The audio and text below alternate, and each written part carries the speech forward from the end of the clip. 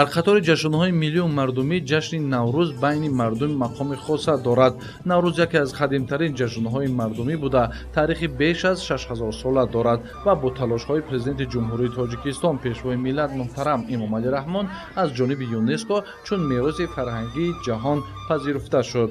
Ин нуқта зимни баргузории чорабинии фарҳангӣ бахшида ба ҷашни байнимилалии Наврӯз дар Донишгоҳи тиҷорати Тоҷикистон баён гардид. Таъкид шуд, ки баъди ба даст овардани истиқлоли давлатӣ ҳукумати мамлакат ба таъриху фарҳанг ва ҷашну маросими мардумӣ диққати ҷиддӣ дода барои эҳёи арзишҳои миллӣ саю талош менамояд. Дар чорабинии раёсати донишгоҳ омӯзгорон ва намояндагони касбу кори гуногун иштирок намуданд.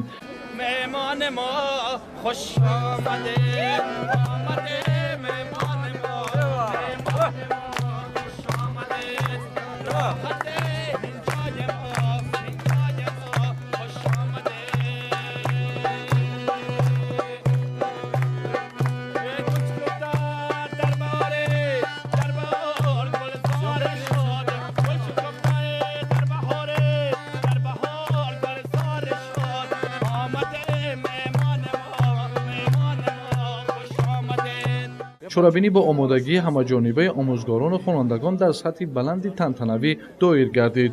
оростани хони ҳафтсину ҳафтшин чун рамзи хоси наврӯзӣ ва ҳузури иштирокдорон бо либосҳои идона ба ҷашнгоҳ зиннати хоса замъ намуд. наврӯзи оламафрӯз рӯзи наву пайки шодбошии нав ҳадя меорад. наврӯз оғози хушрӯзию хушбахтии мардуми сарзамини биҳиштосҳои мо аст. ба ифтихори ҷашни байналмилалии наврӯз як зумра кормандони донишгоҳ бо тӯҳфаҳои хотирмон қадрдонӣ шуданд. дар фарҷоми чорабинӣ баҳри болидахотирии ҳозирин аз ҷониби ҳаваскорон барномаи консертӣ намоиш дода шуд.